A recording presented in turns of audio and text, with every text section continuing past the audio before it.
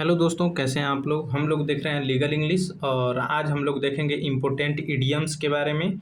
लेकिन हमने पिछले वीडियो में 60 के आसपास लीगल मैगजीम्स देखा था। तो एक बार इसको हम सिर्फ स्क्रॉल कर दे रहे हैं। अगर आपको नोट करना हो या देखना हो तो कुछ और भी लीगल मैगजीम्स हैं, उसको आप लोग नोट कर सकते हैं। लेकिन ज़्यादा इम्पोर्टेंट नहीं है, जो इम्पोर्टेंट है उसे मैंने हाईलाइट कर दिया है इसमें, ठीक है। तो हम सिर्फ स्क्रॉल कर चलते हैं, ठीक है, ज़्यादा देर नहीं लगेगा। जिनको नोट करना है वो नोट कर सकते हैं। उसके बाद से हम लीगल जो इडियम्स हैं इम्पोर्टेंट, जो मुहावरे होते हैं, उसे हम लोग देखेंगे।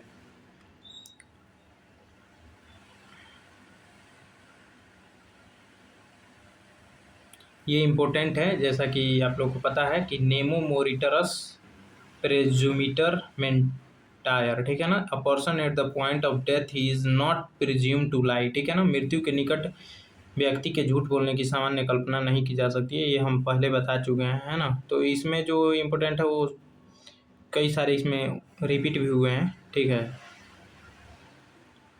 तो यहाँ पे देख सकते हैं आप लोग, ये नॉला पेओना साइन लेगे, नो पनिशमेंट विदाउट लॉ, ठीक है ना। कानून के बिना दंड नहीं दिया जा सकता है। जैसे आपने कुछ कांड कर दिया, लेकिन वो कांड कहीं भी, मतलब कुछ भी कर दिया कृत्य, लेकिन वो कहीं भी पनिशेबल नहीं है, तो वो उसके लिए आपको पनिशमेंट नहीं मिल सकता है।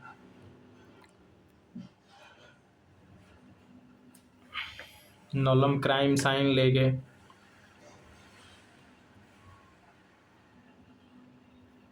नॉला पेओना साइन कल्पा, नो पनिशमेंट विदाउट गिल्ट। नल्ला बोना साइन लेगे, no property can be taken without legal authority, कानूनी अथॉरिटी के बिना प्रॉपर्टी नहीं ली जा सकती है, जो सरकार ले लेती है।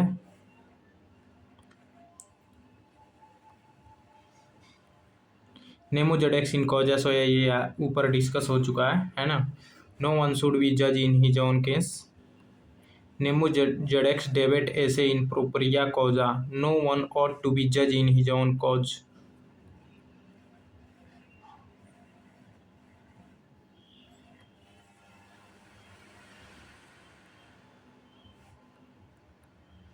ज़्यादा नहीं, 100 के आसपास है, ठीक है। तो ज़्यादा टाइम नहीं लगेगा, सिर्फ है स्क्रॉल कर रहे हैं कि जिसको भी अगर नोट करना हो। बहुत लोग मतलब इसको, हम भी थे तो उस समय काफ़ी ज़्यादा नोट किए हुए थे कॉपी में, ठीक है। मुझे अच्छा लगता था इसको पढ़ना, तो देख सकते हैं। लेकिन 20-25 ही जो हैं वो काफ़ी इम्पोर्टेंट है और पूछे जाते हैं, ठीक है। जैसे है रेस पब्लिका, मतलब पब्लिक मैटर और पब्लिक थिंग। बोना वैकेंसिया, मतलब गुड और property without a legal owner. बोनाफाइड पोजेसर, मेलाफाइड मतलब बैड फैथ। डोलस स्पेशियलिस कल्पा, मतलब फॉल्ट और ब्लेम वर्दी कंडक्ट। कल्पा लाटा ग्रॉस नेग्लिजेंस। कल्पा लेविस ऑर्डिनरी और लाइट नेग्लिजेंस।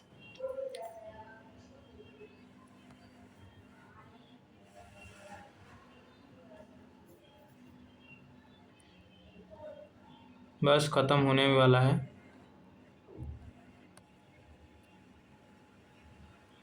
ज़्यादा है क्या?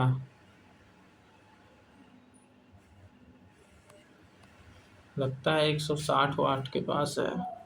हाँ, ये इम्पोर्टेंट है। सैलस पोपली सुप्रीम लेक्स, ठीक है ना। सैलस पोपली, welfare of people is the supreme law, ठीक है।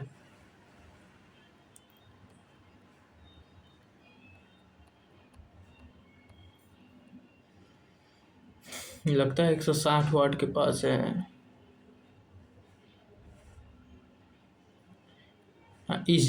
इजडेम जेनरिस ऑफ द सेम काइंड और क्लास, इम्पोर्टेंट है।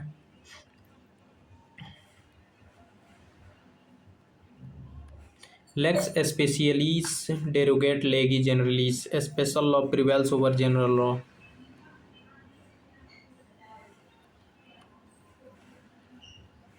बताओ, सिर्फ स्क्रॉल करने में 4 मिनट लग गया।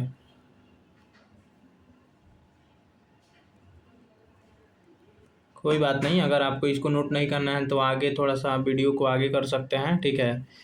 इसमें हम इडियम्स का जिक्र करेंगे, ठीक है। इडियम्स हम लोग देखेंगे आज। वोलेंटी नॉन फिट इंजूरिया, ये इम्पोर्टेंट है, ठीक है। No injury is done to one who consent, जो कंसेंट देता है उसके बाद इंजरी होती है तो आप क्लेम नहीं कर सकते हैं। डैमनम साइन इंजूरिया मतलब डैमेज विदाउट लीगल इंजरी। इंजूरिया साइन डैमनम, ये इंपॉर्टेंट है। रेसिप सल्यूक्वेटर इंपॉर्टेंट है। डैमनम साइन कल्पा, डैमेज विदाउट फॉल्ट। कॉजा साइन को नन, ठीक है ना। Cause without which the result would not have occurred, वह आवश्यक कारण जिसके बिना रिजल्ट नहीं होता। रेस जेस्टा, तो the things done in course of occurrence, ठीक है, घटना के दौरान नेचुरली घटित एक्ट और स्टेटमेंट और सर्कमस्टांसेस। मोडस ऑपरेंडी मतलब मेथड ऑफ ऑपरेशन। कैवेट एम्प्टर मतलब let the buyer be aware, खरीदार सावधान रहे। कैवेट वेंडिटर मतलब let the seller be aware, विक्रेता सावधान रहे। पैक्टा संट सर्वांडा मतलब एग्रीमेंट मस्ट बी केप्ट, मतलब किए गए एग्रीमेंट का पालन किया जाना चाहिए। Nemo dat quod non habet, no one gives what he does not have, मतलब जिसके पास कोई ट्रांसफ़र करने का अधिकार नहीं है तो वो ट्रांसफ़र नहीं कर सकता है, ठीक है। ये यहाँ पे कुछ 25 जो है लीगल मैगजीन्स हैं उसे देख लीजिएगा, ये काफ़ी इम्पोर्टेंट है और ये एग्ज़ाम में पूछे भी जाते हैं, ठीक है। तो इसे देख लीजिएगा, ये बहुत इम्पोर्टेंट है। अब चलिए इडियम्स शुरू करते हैं आज, मुहावरे जिसको बोलते हैं, ठीक है। तो सबसे पहले इंट्रोडक्शन से हम लोग देखेंगे।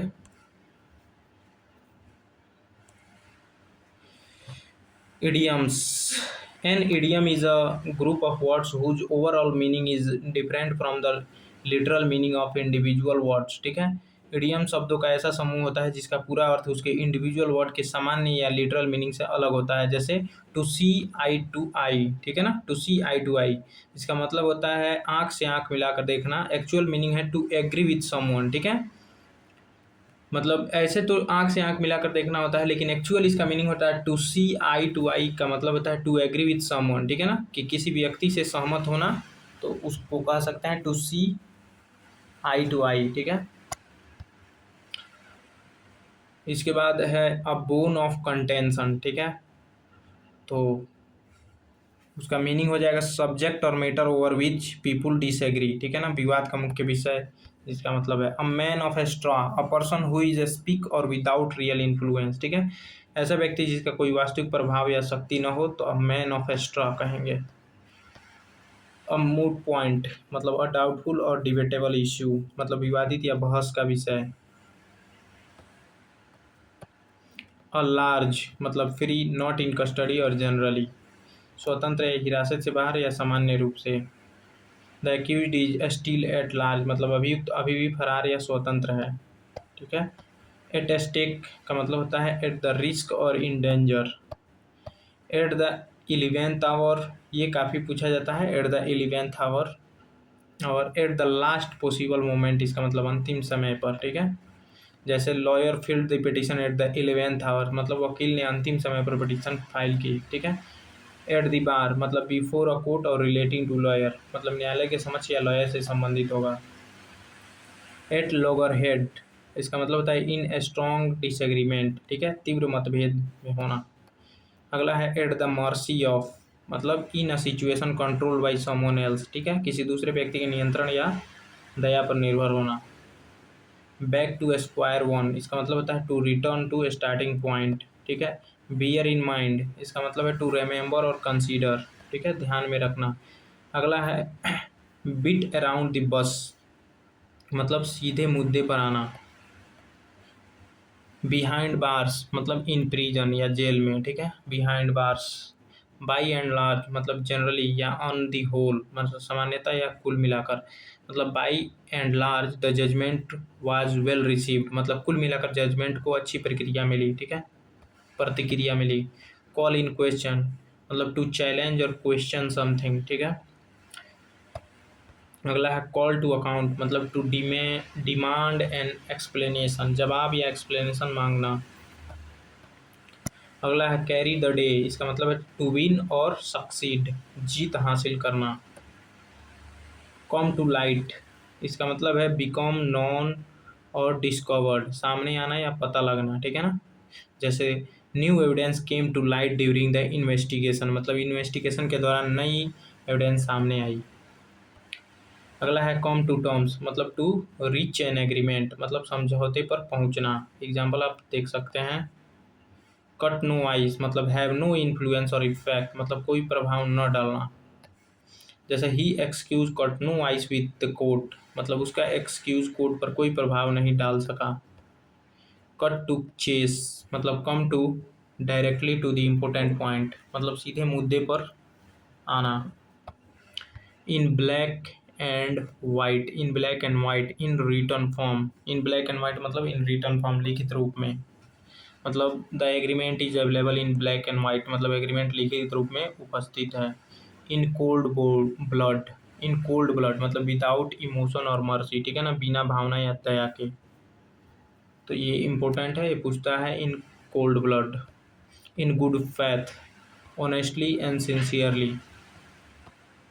इन बैड फैथ मतलब डिसऑनेस्टली और with improper intention.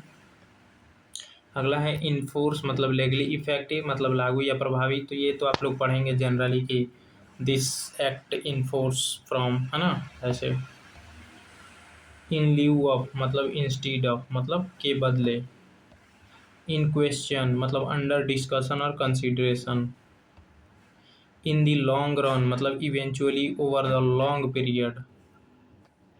In the limelight मतलब इन पब्लिक अटेंशन, मतलब सार्वजनिक चर्चा या अटेंशन में कह सकते हैं। इसके एग्जांपल है the case came into limelight after the judgement, judgement के बाद केस पब्लिक अटेंशन में आ गया। कीप एट बे मतलब कीप अवे और प्रिवेंट फ्रॉम अप्रोचिंग, मतलब दूर रखना या रोक कर रखना। अगला है कीप एन आई ऑन, मतलब वॉच केयरफुली, मतलब नज़र रखना। जैसे the officer was asked to keep an eye on this suspect, officer को सस्पेक्ट पर नज़र रखने को कहा गया। लीव नो स्टोन अनटर्न्ड, मतलब मेक एवरी पॉसिबल एफर्ट, मतलब हर संभव प्रयास करना। अगला है make a clean breast of, मतलब टू कन्फेसफुली, मतलब पूरी तरह स्वीकार करना या कन्फेशन करना, ठीक है। Accused finally made a clean breast of the offence, accused ने अंततः ऑफेंस को पूरी तरह स्वीकार कर लिया। निप इन द बड, इसका मतलब stop something at early stage, मतलब शुरुआत में ही रोक देना। On the face of it मतलब apparently at the first sight, मतलब प्रथम दृष्टया, मतलब कि on the face of it the claim appears genuine, प्रथम दृष्टया क्लेम जेन्युइन प्रतीत होता है, ठीक है। On the face of it मतलब at the first sight. On the spot मतलब at the place of event, मतलब घटनास्थल पर। Out of the woods, out of danger और difficulty. Put the cart before the horse, मतलब to do things in the wrong order, काम को गलत क्रम में करना। रीड बिटवीन द लाइन्स, इसका मतलब है अंडरस्टैंड द हिडन मीनिंग, मतलब छिपे हुए अर्थ को समझना। रूल आउट मतलब एक्सक्लूड और एलिमिनेट एज अ पॉसिबिलिटी, मतलब संभावना को समाप्त करना। अगला है सेटल आउट ऑफ कोर्ट, मतलब resolve a dispute without a trial, ठीक है। कोर्ट ट्रायल के बाहर डिस्प्यूट सेटल करना, तो settle out of the court. Stand one's ground मतलब refuse to change one's position, अपने पोजीशन पर कायम रहना। अगला है take the law into one's own hand, इसका मतलब है to act as if one has authority to enforce the law personally, कानून को अपने हाथ में लेना, इसका मतलब है take the law into one's own hand. Take effect मतलब लागू होना या प्रभावी होना, become legally operative. Take into account मतलब कंसीडर, मतलब ध्यान में रखना।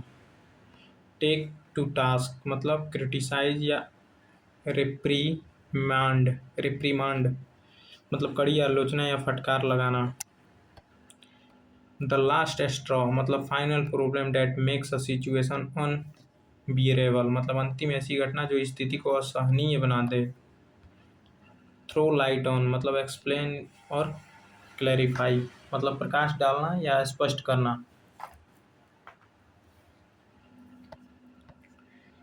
टर्न अ ब्लाइंड आई मतलब डेलिबरेटली इग्नोर समथिंग मतलब जानबूझकर अनदेखा करना। अंडर अ क्लाउड मतलब अंडर सस्पिशन और डिसग्रेस मतलब संदेह या बदनामी की स्थिति में। अंडर द थंब ऑफ मतलब कंप्लीटली कंट्रोल्ड बाय समवन मतलब किसी के पूर्ण नियंत्रण में होना। अगला है अप इन आर्म्स मतलब एक्सट्रीमली एंग्री और प्रोटेस्टिंग मतलब बहुत नाराज या विरोध में होना। वॉश वॉन्स हैंड ऑफ मतलब रिफ्यूज टू एक्सेप्ट रेस्पॉन्सिबिलिटी मतलब जिम्मेदारी से पल्ला झाड़ लेना। अगला है वेदर द स्टॉर्म मतलब सर्वाइव और डिफिकल्ट सिचुएशन। सर्वाइव और डिफिकल्ट सिचुएशन मतलब कठिन परिस्थिति से निकल जाना। अगला है विद अ व्यू टू मतलब विद द इंटेंशन ऑफ मतलब उद्देश्य से। अगला है विदाउट प्रिजडिस मतलब without affecting a legal right और क्लेम कानूनी अधिकार या क्लेम को प्रभावित किए बिना। बियॉन्ड द पेल मतलब आउटसाइड एक्सेप्टेबल लिमिट्स मतलब स्वीकार्य सीमा से बाहर। ब्रेक द आइस मतलब स्टार्ट अ कन्वर्सेशन और रिमूव इनिशियल अवार्डनेस मतलब बातचीत की शुरुआत करना या प्रारंभिक झिझक दूर करना। ब्रिंग टू बुक मतलब hold something accountable. Bring an action मतलब start legal proceeding. Bring an issue to court मतलब to take dispute before a court. Bring charges against मतलब फॉर्मली